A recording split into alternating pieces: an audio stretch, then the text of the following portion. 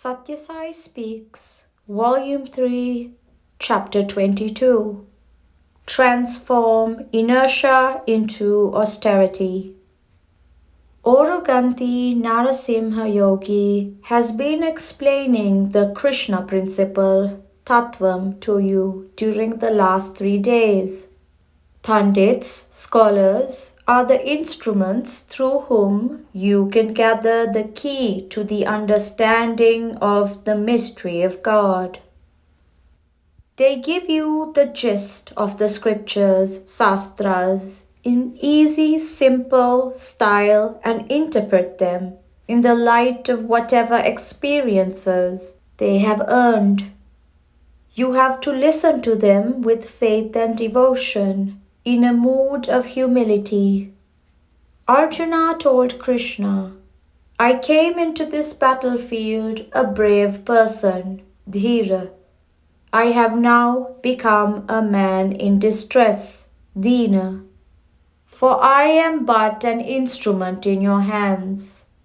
Arjuna was an embodiment of divine consciousness, and not, as he imagined, a mud-filled body.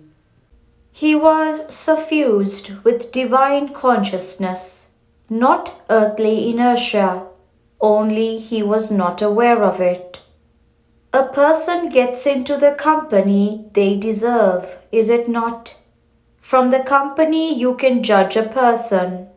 Well, Arjuna had the Lord himself for company. Arjuna had the faith to concentrate on the Gita teaching even in the midst of the battlefield. On the eve of the fight that was to decide the fate of his family, he had the devotion enough to compel Krishna to show him the cosmic form of God, Vishvaswarupa, Virataswarupa itself. He had the humility to declare that he would much rather beg than kill his kith and kin. He had the humility to fall at the feet of Krishna when he could no longer see how he should proceed. Develop these qualities and you too can get the company of the Lord. Ignorance is the disease afflicting the mankind. Krishna aroused the passionate, rajasic qualities again in Arjuna by prodding him and laughing at him for his covetous and unwarrior attitude of renunciation. Thus the qualities of sloth and ignorance, tamasic qualities, were removed. Later he transformed Arjuna into a noble, pious, sattvic hero, fit for the war of righteousness that he was to wage. The Isavasya Upanishad mentions that ignorance, ajnana, is the greatest sin. The fault of being miserly, karpanya dosa, that the Gita mentions is another name for the same ignorance. The Gita is the specific for this fell disease, which afflicts the majority of mankind. You must all study the Gita daily. Read a few verses and meditate on the meaning yourself. It will dawn on you in the silence of your heart. You need not read elaborate commentaries. Each word in the Gita is a gem. No more do you need gemstones for the ear, the nose, and the neck. Have the gem of the Gita verses in your heart and let them activate your intellect and your hands. Essential purpose of all divine play is bliss.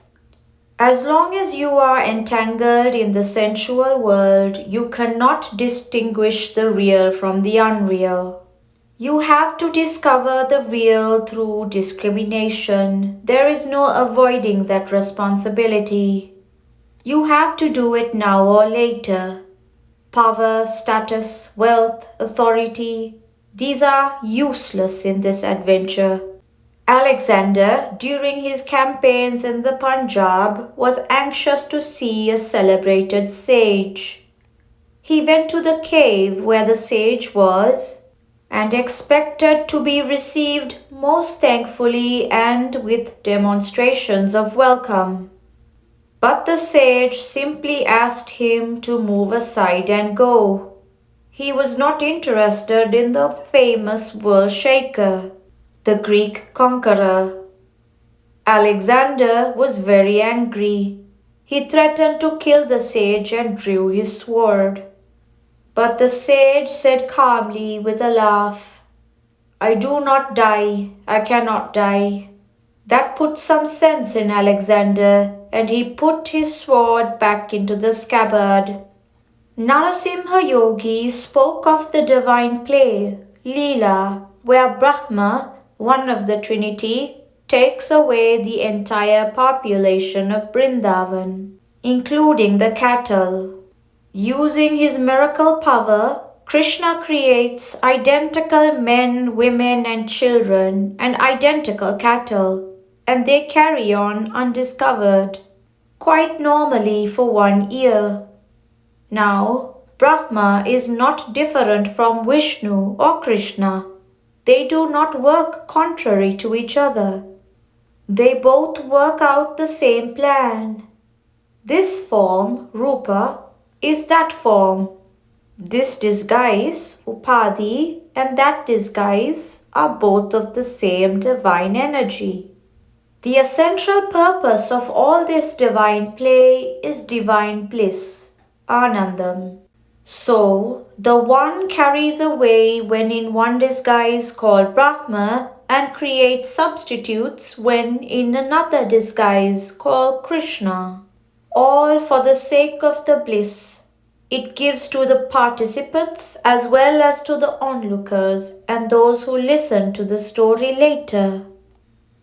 This is one way of announcing the divinity of the avatar, which has to be done so that people may listen and obey. The common people will sit up in wonder and their awe will ripen into faith. Later, even if one starts discriminating and arguing pro and con, the avatar will only be glad, for the faith will thus be confirmed. Remove the feeling of inferiority that dwarfs you. The mind is ever unsteady. It has to be educated. Its quicksilver quality has to be curbed. The mind is really the embodiment of consciousness, Chaitanya Swarupam, and it will become steady only when it is merged in the divine, that is, in Chaitanya. There may be ice on a lake which is inert, Jadha, but move it all to one side, press it aside, and the natural form of the water, the Chaitanya, reveals itself. That Chaitanya has no joy or sorrow. It is ever in perfect equilibrium. I am that. I am not affected by either. Mine is samadhi, intelligence that is sama, steady, unaffected, unchanging wisdom. Remove the cataract and the vision becomes clear. So too, remove the feeling of inferiority that dwarfs you now. Feel that you are absolute, eternal, and blissful. Then every act of yours becomes a sacrifice, yajna, a ritual worship, puja. The ear, the eye, the tongue, the feet all become tools for your uplift, not traps for your destruction. Transform the quality of inertia, tamogunam, into the quality of austerity, tapogunam, and save yourself. Know the best way to show your gratitude. You are indeed lucky that such learned and experienced Pandits share with you their scholarship and their joy. Practice contemplation of what you hear. That is the best way to show your gratitude. You have another advantage too. With your experience, you can understand the Bhagavantam better. Swami's nature is all-pervading love. Vishvaprema you have known, and Bhagavantam is the story of Vishvaprema. I declare that I am in everyone, in every being. So do not hate anyone or cavil at anyone. Spread love always, everywhere. That is the best way to revere me. Do not seek to measure me or evaluate me. I am beyond your understanding. Pray or worship for your own satisfaction and contentment.